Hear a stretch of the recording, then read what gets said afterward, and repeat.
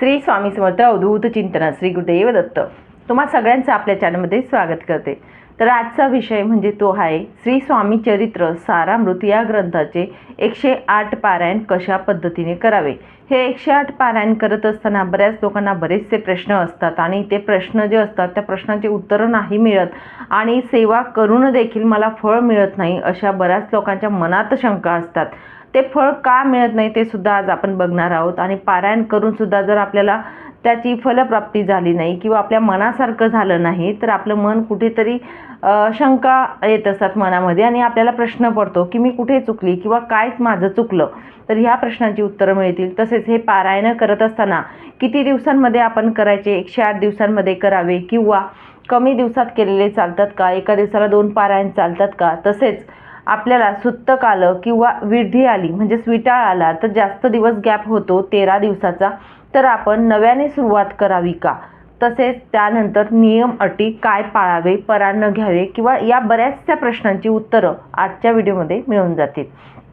सर्वप्रथम तुम्हाला सांगेल श्री स्वामी चरित्र सारामृत हा छोटासा जो ग्रंथ आहे ना, हा म्हणजे महाराजांचा आत्मा आहे। महाराजांचं जे काही असेल आयुष्यात जे काही घडलं होतं, महाराजांचा अक्कलकोटमध्ये वास होता। आपल्याला माहिती आहे अक्कलकोटात जे काही महाराजांनी लीला केल्यात त्या लीलांचं स्वरूप जे आहे ते श्री स्वामी चरित्र सारामृत या ग्रंथामध्ये आहे। या ग्रंथामध्ये ज्या काही लीला दिलेल्या आहेत, जे काही महाराजांचं जे काही या ग्रंथात दिलेलं आहे, पण ते समजून घेणं खूप महत्त्वाचं आहे।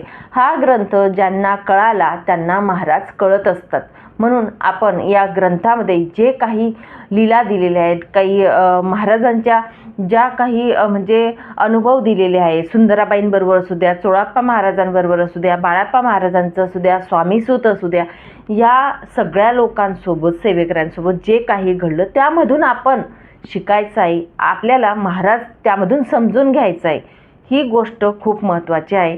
तुम्ही जेव्हा महाराज समजून घेणार आहात तेव्हा तुम्हाला पारायणाचं फलप्राप्तीही मिळत असते, हे लक्षात घ्या।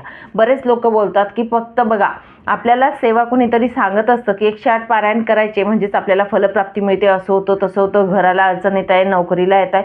खरंच होतात, त्याबद्दल इश्यू नाही, कारण हा जो विषय आहे हा खूप महत्त्वाचा आहे की आपण एखादी गोष्ट किंवा एखादी सेवा करतो त्यामागे काहीतरी आपला स्वार्थ असतो सगळ्यांचा।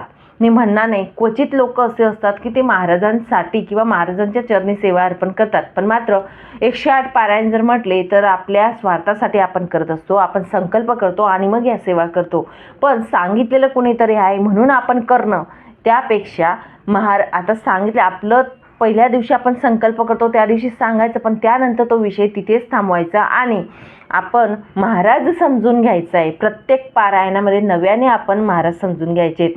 ही कृती तुम्ही करत गेलात तर महाराजांच्या अजून जवळ जाल आणि जेवढ्या तुम्ही जवळ जाल तेवढे आपले प्रारब्ध दोष जे असतात ते नष्ट होत असतात।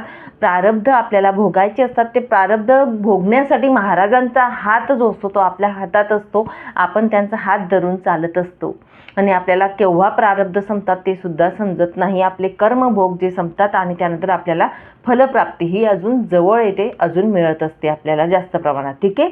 म्हणून ग्रंथ वाचन करत असताना किंवा तुम्ही पारायण करत आहे तर सर्वप्रथम तुम्ही समजून घेणं महाराजांना खूप महत्त्वाचं आहे, ठीक आहे।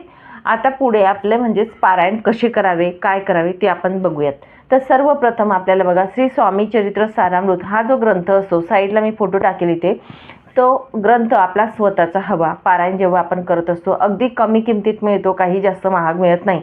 आता कुठला तो घ्यावा, कोणत्या प्रकाशनचा किंवा कोणता घ्यावा हे बघा, तुमच्याकडे जो असेल श्री स्वामी चरित्र सारामृत जो ग्रंथ तुमच्याकडे अवेलेबल आहे त्या ग्रंथाचं पारायण तुम्ही करू शकतात। दिंडोरी प्रणीत पण करू शकतात, अक्कलकोटचा पण आहे तो पण करू शकतात, जो तुमच्याकडे असेल तो करू शकतात। आपण सुरुवात करत असतो तेव्हा आपल्याला सर्वप्रथम पहिल्या दिवशी संकल्प करायचा आहे आणि जर तुमच्या घराजवळ महाराजांचं केंद्र मठ काहीतरी असेल जवळ तर तिथे जाऊन महाराजांना आपण साकडं घालावं, म्हणजे विनंती करायची आहे की माझे पारायण मी ह्या कामासाठी करत आहे।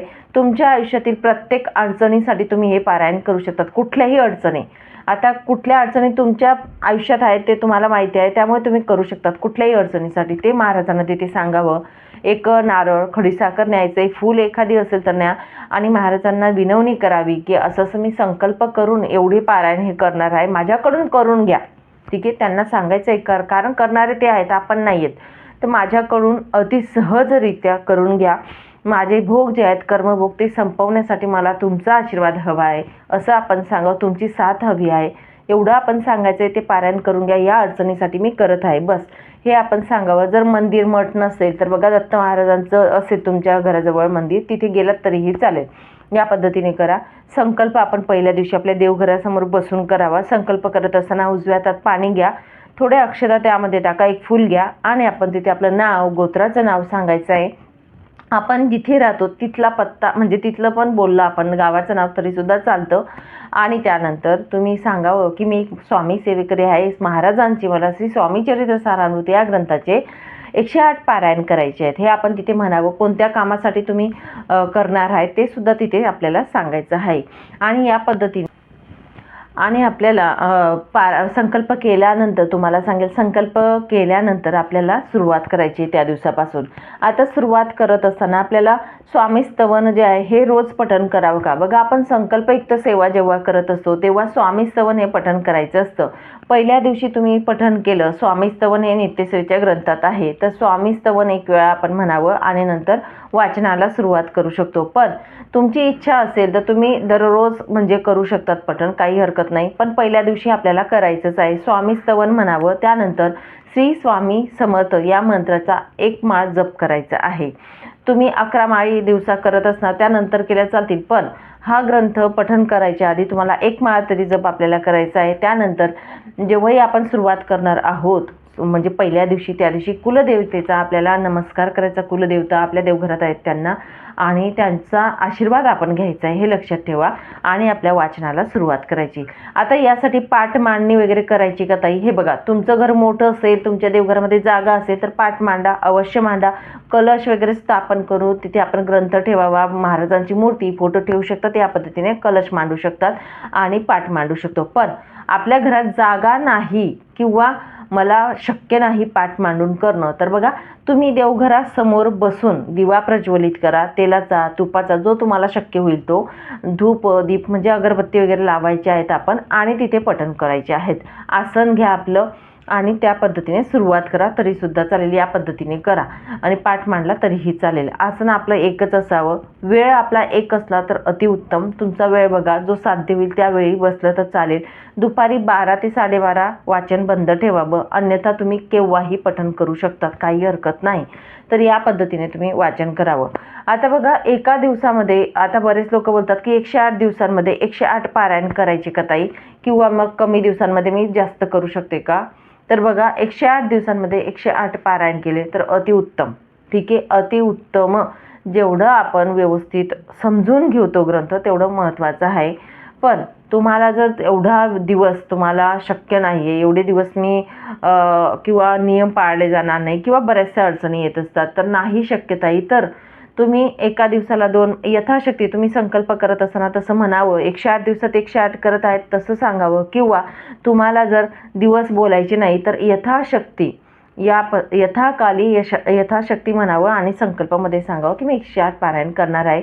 त्या पद्धतीने तुम्ही एका दिवसाला 2 पारायण किंवा 3 पारायण या पद्धतीने करू शकता. तुम्हाला शक्य होईल त्या पद्धतीने तुम्ही पारायण करा आणि पूर्णत्वाला न्यायचं आहे. सुरुवात ही गुरुवारी केली तर चालेल. गुरुवारपासून कुठलाही गुरुवार बघा, त्या गुरुवारपासून आपण सुरुवात करावी पारायणाला तरीही चालेल. नाही तुम्हाला शक्य झालं, तुमचं काही प्रॉब्लेम असेल तर की मला आजच करायचं आहे, तर काही हरकत नाही. प्रत्येक दिवस हा महाराजांचा आहे, त्यामुळे तुम्ही कुठल्याही दिवशी सुरुवात करू शकतात. या पद्धतीने तुम्हाला हे पारायण पूर्ण करायचे आहेत. आता हे पारायण करत असताना याला नियम अटी काय लागू होतात किंवा कशा पद्धतीने आपण नियम पाळायचे, तर सर्वप्रथम सांगेल, नियम पाळत असताना आपण मांसाहार करायचा नाही. आपल्या घरात जर नाही केलं तर अतिउत्तम, पण घरातले लोक जर ऐकत नसतील तर त्यांना खाऊ द्या, त्यांना बनवून द्या तुम्ही, पण त्याआधी आपली सेवा करून घ्यायची. सकाळी लवकर उठा, आपलं पारायण करून घ्या, त्यानंतर त्यांना बनवून द्या. तुम्ही म्हणाल बनवून दिलं, नंतर आंघोळ केली, नंतर परत मी ग्रंथ वाचनाला बसली तर चालणार नाही. आपल्या घरात तेवढी म्हणजे पवित्रता राहत नाही, पावित्र्य राहत नाही. म्हणून बनवायच्या आधी तुम्ही वाचन वगैरे करून घ्या, सगळी पूजा आटपून मग त्यांना बनवून द्या तरीही चालेल. या पद्धतीने करा. तर बघा मात्र तुम्ही खायचं नाही. जो करणार आहे पारायण त्यांनी मात्र मांसाहार टाळायचा आहे. ब्रह्मचर्या नाही पाळलं तरी चालेल, ब्रह्मचर्याचा नियम नाही. ज्या दिवशी ब्रह्मचर्या पाळली गेली नाही त्या दुसऱ्या दिवशी डोक्यावरून पाणी घ्या आणि त्यानंतर पारायणाला बसा. आता ब्रह्मचर्याचं का, कारण कोणी संततीसाठी सुद्धा करत असतात हे पारायण, म्हणून या पद्धतीने तुम्ही करू शकतात. आता यामध्ये बघा मासिक धर्म आला 4 दिवस असतं बरोबर, तर 4 दिवस स्किप करा. इतर देवी देवतांची पूजा आपण करत नाही, आपली रोजची पूजा आपण 4 दिवस करत नाही, त्या पद्धतीने 4 दिवस स्किप करा आणि 5व्या दिवसापासून तुम्ही पारायण करू शकतात. या पद्धतीने करा. किंवा आता बघा सुत्तक आलं किंवा मग कोणी डिलिव्हरी झालं तर विधी येत असते, म्हणजे विटाळ येतो. तर त्या दिवसांमध्ये तुमच्याकडे कोणती पद्धत आहे बघा. 11 दिवस 12 दिवस जेवढे दिवस असतील. आता सुत्तक म्हटलं 13 दिवस पाळतात, पण विधीचे किती दिवस पाळतात ते तुम्ही बघा. तेवढे दिवस स्किप करा सेवा आणि पुढे तुम्ही कंटिन्यू केलं तरी चालेल. म्हणजे बघा सुत्तक आलं त्याआधी तुमचे जर समजा 50 पारायण झालेले आहेत तर सुत्तक गेल्यानंतर तुम्ही 51 पासून स्टार्ट करा मोजणी करायला तरी चालेल. आणि तुमची जर इच्छा आहे की मला नव्याने सुरुवात करायची आहे तर तुम्ही नव्याने सुरुवात करू शकता. फक्त एवढंच सांगेल, कसं असं सांगू का, सुत्तक जेव्हा येत असतं ना तेव्हा आपल्या मनाचं कुठेतरी नकारात्मकता वाढत असते आणि आपल्याला कुठेतरी वाईट वाटतं की नको बाबा एवढे पारायण करायचे होते, संकल्प केला आणि एवढे वाया जातील आता माझे, असं आपल्या मनात येतं. पण तो भाव न येता तुम्ही कंटिन्यू करा तरीही चालेल. तुमची इच्छा असेल की नव्याने करायचं तर तुम्ही नव्याने करू शकता. या पद्धतीने करा, ठीक आहे. तर शेवटी तुमची इच्छा तुमचा भाव. फक्त एवढं सांगेल, पारायण करत असताना एका बैठकीत एक पारायण करायचं आहे. एक पारायण म्हणजे त्या ग्रंथामध्ये 21 अध्याय आहेत, ठीक आहे. तर 21 अध्याय एका बैठकीत पूर्ण करायचेच आहेत. या पद्धतीने करा. कुणाशी बोलायचं नाही आणि उठायचं नाही जागेवरून. आता बऱ्याच महिलांचा प्रश्न येईल, ताई माझा लहान मुलगा आहे खूप, तर काय करू. बाय चान्स कधी असा प्रसंग येतो किंवा काही अडचण येते की आपल्याला जागेवरून उठावं लागतं, तर जो अध्याय चालू असेल तो अध्याय वाचन करा आणि त्यानंतर तुम्ही उठा. उरलेल्या अध्यायात थोड्या वेळात तुम्ही बसू शकतात, पण शक्य झालं तर एका बैठकीतच करा, ठीक आहे. या पद्धतीने नियम आपल्याला पाळायचे असतात.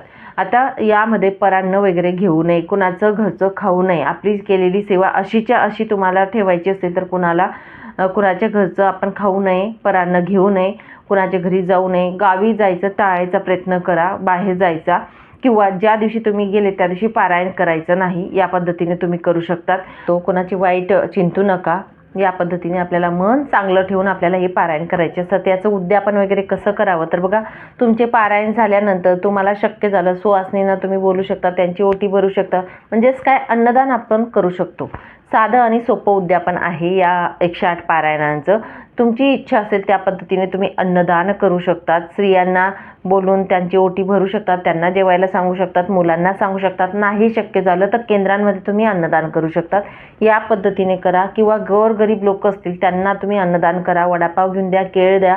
या पद्धतीने तुम्ही तुमच्या स्वरूपात तुमच्या ऐपतीनुसार तुम्ही अन्नदान खूप श्रेष्ठ दान आहे म्हणून अन्नदान करू शकतात. या पद्धतीने जमलं तर तुम्हाला बघा, शक्य झालं तर तुम्हाला महाराजांना आरती किंवा नैवेद्य ह्या ज्या गोष्टी असतात त्या सुद्धा केल्या तर अतिउत्तम ठरत असतात. सेवेसोबत या गोष्टी सुद्धा आपल्याला करायच्या आहेत.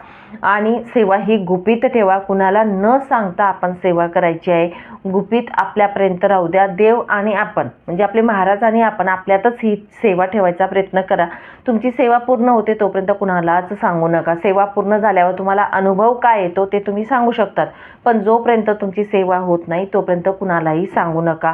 जेवढी सेवा गुपित असते तेवढं त्याचं महत्त्व जास्त असतं, त्याचं फलप्राप्ती मिळण्याचे चान्स जास्त असतात, म्हणून कुणालाही या सेवा सांगत नाही. करा. आता बरेचशा लोकांना शंका असते की मी बघा सेवा करून सुद्धा मला फलप्राप्तीही मिळाली नाही. जसं मी मगाशी सांगितलं ते तर आपल्याला करायचंच आहे, कारण ग्रंथाचा अर्थ आपल्याला समजून घ्यायचा आहे. पण तरीसुद्धा तुम्हाला वाटत आहे की मी 108 पारायण करून सुद्धा मला फलप्राप्तीही मिळाली नाही, तर सांगू का तुम्हाला, आपले प्रारब्ध भोग जे आहेत ना ते आपल्याला माहिती नसतात. तर काही सेवा अशा असतात की त्या सेवा केल्याने आपला जो खड्डा असतो ना पापकर्माचा तो बुजला जातो आणि त्यामध्ये ही सेवा जमा होत असते. म्हणून न घाबरता न टेन्शन घेता तुम्हाला सांगेल, आपण जे काही मंत्रस्तोत्र एक वेळा जरी तुम्ही श्री स्वामी समर्थ म्हटलं ना त्याचा सुद्धा जपाचा हिशोब महाराजांजवळ असतो. म्हणून न घाबरता न काही मनात शंका घेता तुम्ही सेवा नव्याने करू शकता किंवा ही सेवेचं फळ तुम्हाला 3 महिन्याच्या आत मिळत असतं. त्याची तुम्ही वाट नक्कीच बघा. महाराज नक्कीच तुमची इच्छा पूर्ण करतात. फक्त तुमचा भाव महत्त्वाचं आहे. भाव ठेवा, कष्ट महत्त्वाचे असतात आणि तुमच्या कष्टाला नशिबाची साथ लागण्यासाठी या सेवा आपल्याला करायच्या असतात. नक्कीच या पद्धतीने जर तुम्ही पारायण केले तर त्याची फलप्राप्ती ही मिळतेच मिळते. 100% आपल्याला या सेवेचं फळ आपल्याला मिळत असतं. म्हणून तुम्ही अशा पद्धतीने पारायण करून ही सेवा पूर्णत्वाला नेऊ शकता. चला मग, सांगितलेली माहिती खूप महत्त्वाची होती. नक्कीच तुम्ही अशा पद्धतीने पारायण केलं तर तुम्हाला 100 पटीने आणि 100% फळ प्राप्तीही मिळत असते. श्री स्वामी समर्थ. अवधूत चिंतन. श्री गुरुदेव दत्त. धन्यवाद.